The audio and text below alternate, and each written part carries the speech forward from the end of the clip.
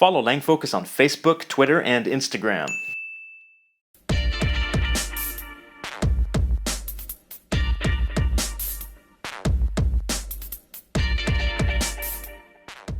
Hello everyone, welcome to the Langfocus channel and my name is Paul. Today's topic is the Malay language, or Bahasa Melayu as it's called in Malay.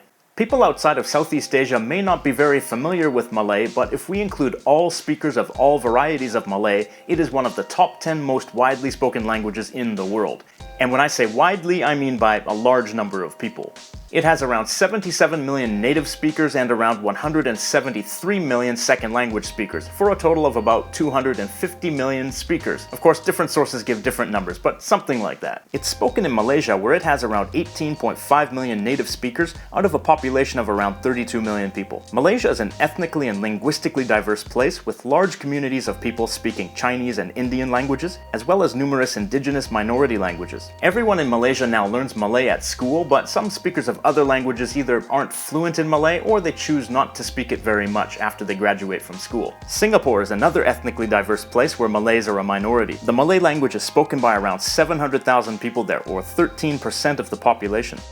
It is also spoken by around 266,000 people, or about 64% of the population of Brunei. What the f? It's not Brunei, it's Brunei, idiot. Oh yeah, sorry, in English we say Brunei. Oh my god, you slaughtered the word Brunei.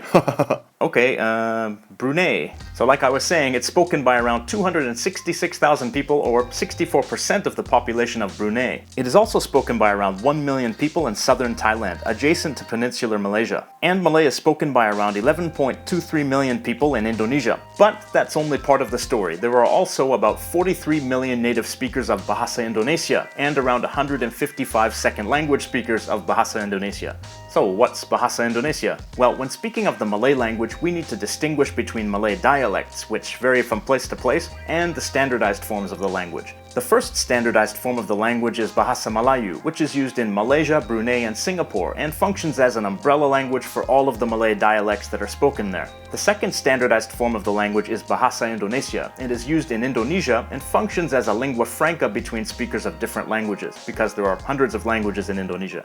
I plan to focus specifically on Indonesian in a different video in the future. This is interesting. In Malaysia, the official name of Malay is Bahasa Malaysia, meaning the language of Malaysia, instead of Bahasa Melayu, which means the language of the Malays. This name was chosen to show that the language is a language for all Malaysian citizens and not only for ethnic Malays. But some people want to change the name back to Bahasa Melayu. History. Malay is the most widely spoken language in the Austronesian language family. The Austronesian languages can most likely be traced back to a common ancestor, Proto-Austronesian, in what is now Taiwan around 5,200 years ago. Various dialects arose from Proto-Austronesian, one of them being Proto-Malayo-Polynesian, which began splitting up into various languages around 4,000 years ago as Austronesian people expanded to the south from Taiwan. The Malayo-Polynesian sub-branch includes most of the Austronesian languages outside of Taiwan. A Proto-Malayic language, the ancestor of all Malay dialects, probably originated on the island of Borneo more than 2,000 years ago, before its speakers migrated west to Sumatra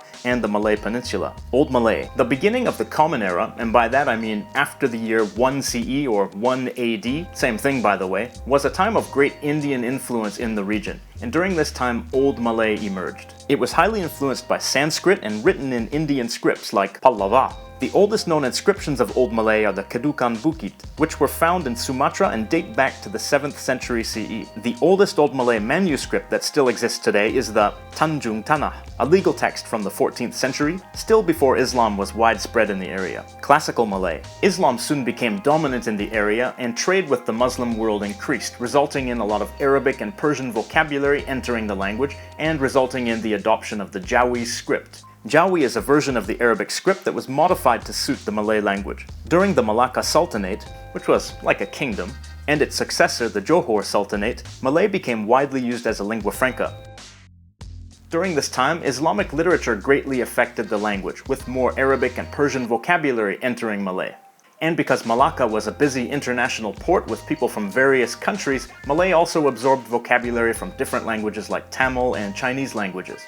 During this classical Malay period, Malay evolved into something relatively similar to the Bahasa Melayu and Bahasa Indonesia of today. There were actually two forms of Malay that became widespread during this time period. First, there was the formal classical Malay, which was the state language and the language of courts and literature, and there was Bazar Malay, or Melayu Pasar, a low language spoken by traders as a lingua franca throughout the archipelago. Bazar Malay is thought to have been a pidgin language featuring vocabulary from Malay but influenced by other languages such as Chinese languages. And there were also local Malay dialects that varied from place to place. Pre-modern Malay. In the 19th century, European colonial powers were dominating the region, with the Dutch in Indonesia and the British in Malaysia.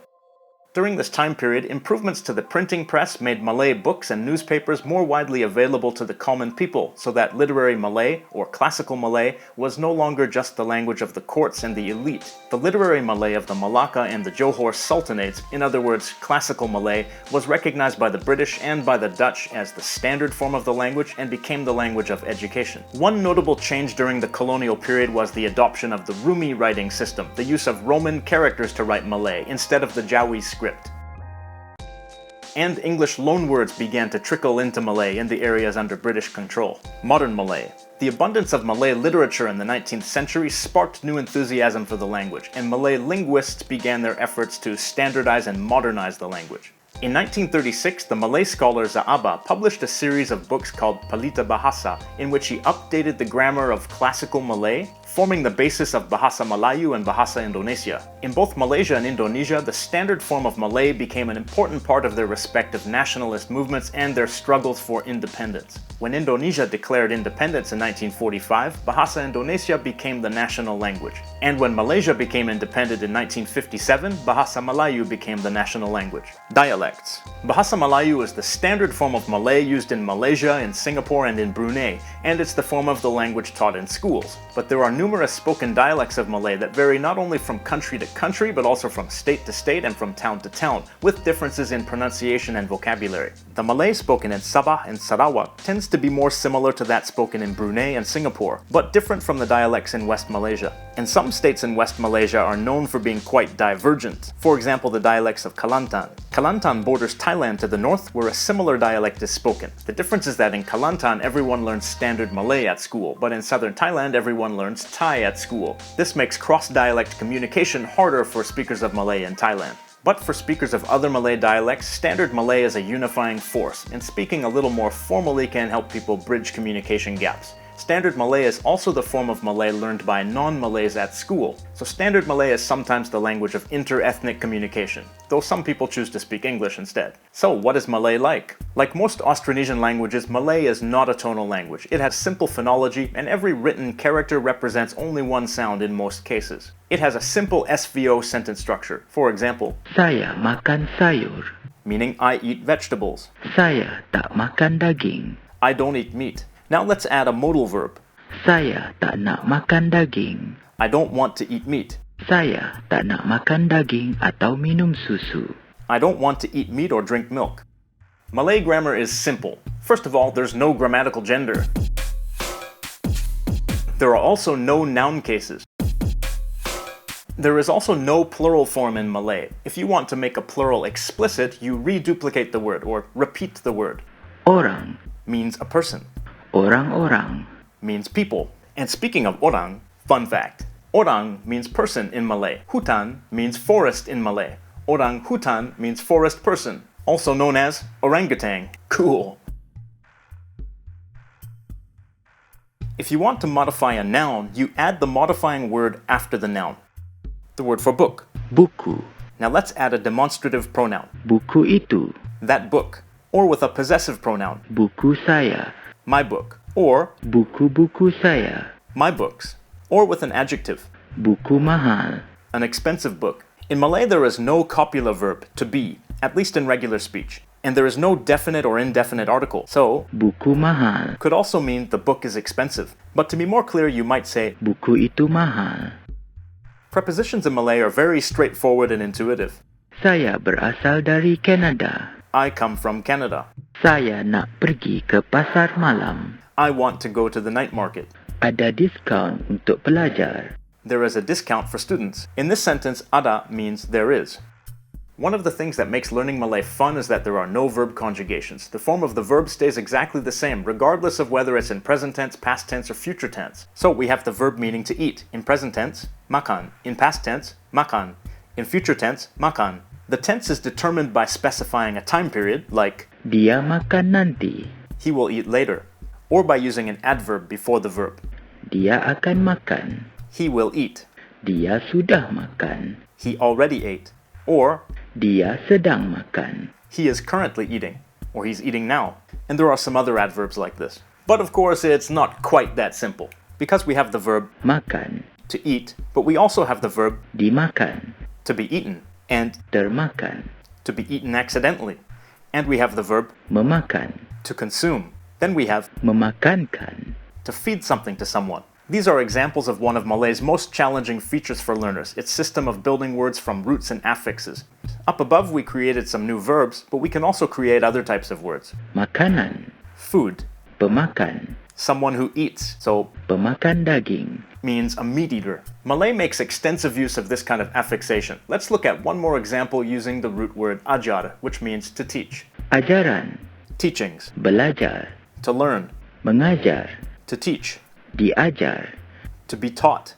Intransitive, as in I'm being taught. Diajarkan. Transitive, as in the lesson is being taught. Mempelajari. To study, Dipelajari. to be studied. Pelajar. Student, Pengajar.